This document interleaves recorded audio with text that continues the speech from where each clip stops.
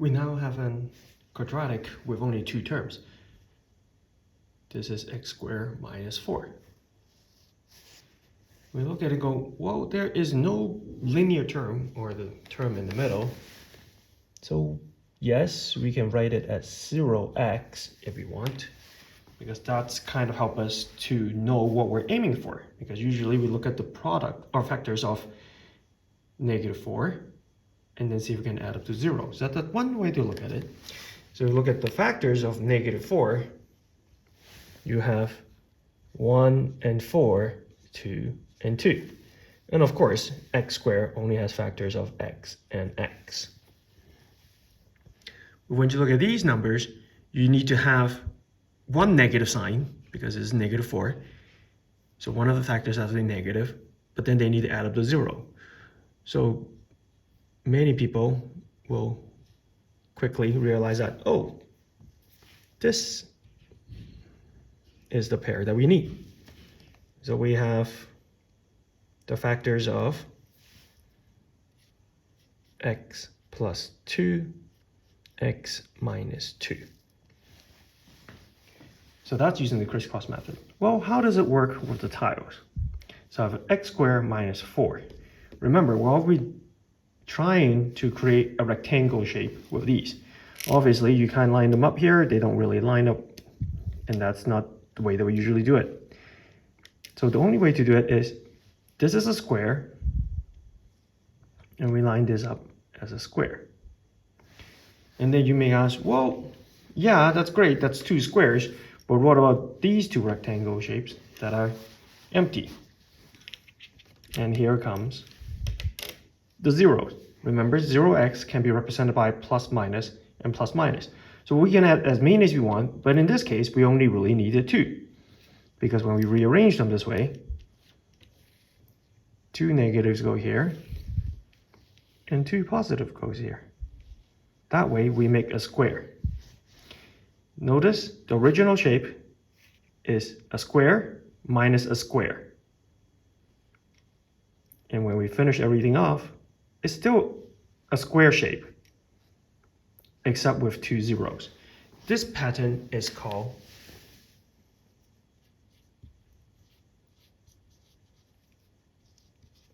difference of squares. So the quick way to recognize it is that there's a lack of an x term, so this does not exist. And this can be arranged as a square, and this can be arranged as a square.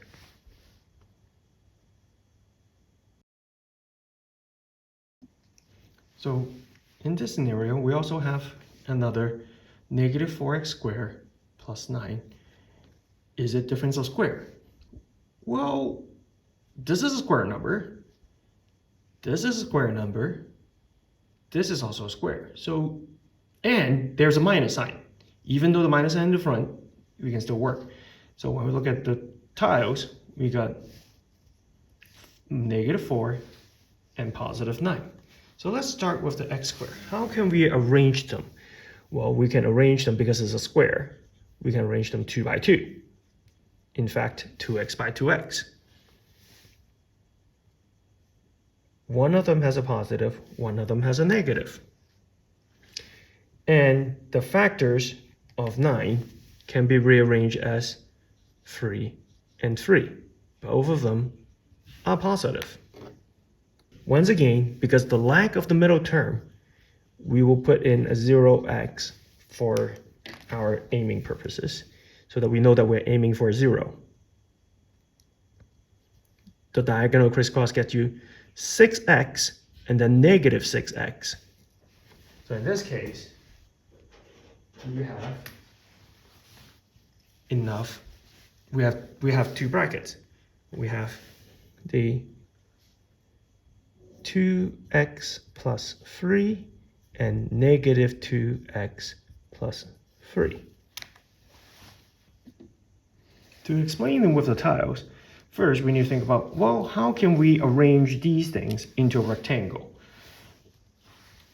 This doesn't look very square or rectangle, and we have 9 of them, so I can't do 2 rows. I either do one row of 9 or 3 rows of 3.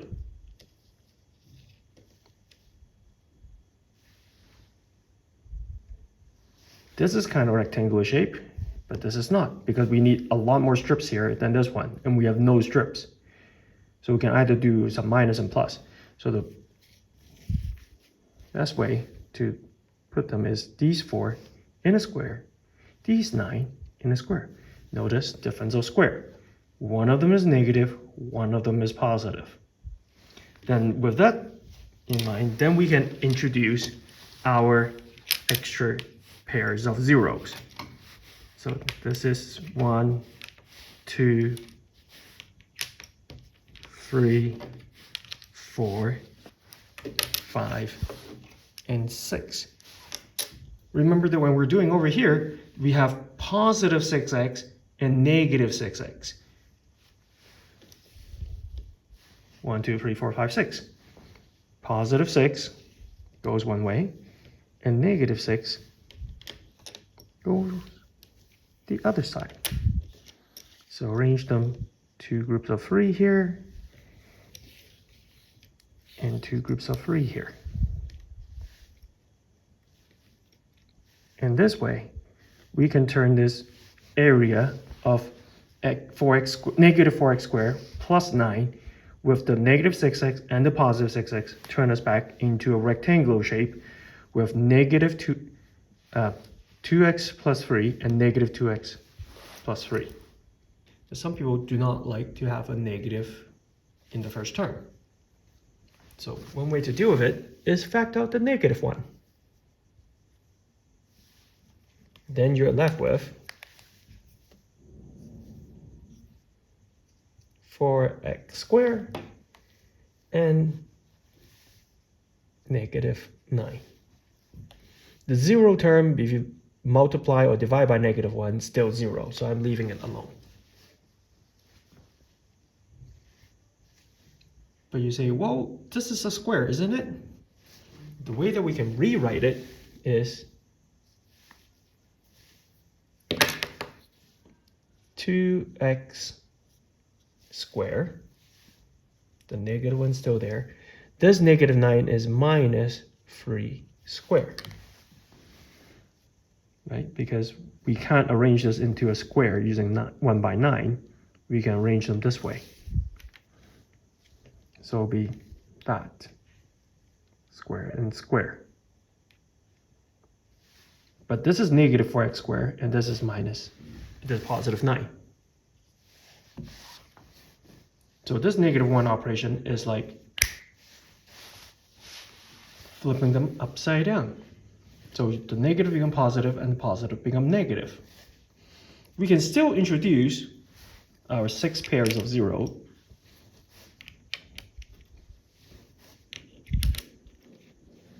Because as we were doing before, we got the 2 times negative 3 and 2 times positive 3. So we'll need positive 6 and negative 6.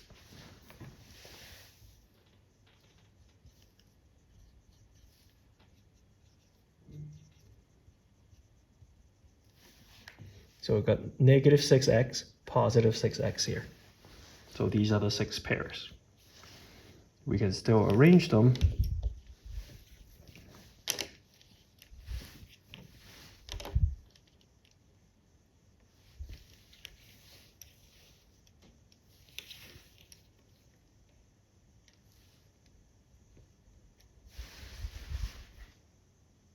like that. So we have 2x plus 3, 2x minus 3.